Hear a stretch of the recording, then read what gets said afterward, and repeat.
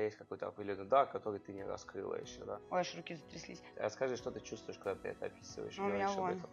Но это что-то непонятное, всплеск энергии. Картинки. Вот происходящие картинки, знаю заблаговременно, что мы знакомы. Мы с тобой никогда не общались, но я тебя знаю. Двигайся назад и найди самую сильную, самую мощную личность в твоей родовой системе, которая излучает эту сильнейшую энергию, этого дара, эту мощь. Мамина мама.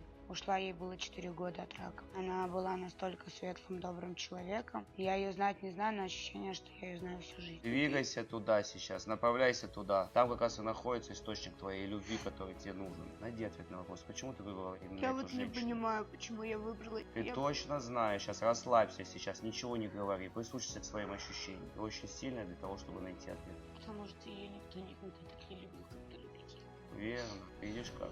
Я свою жизнь ломаю. Вот ты нашла ответ на вопрос, видишь, как легко все.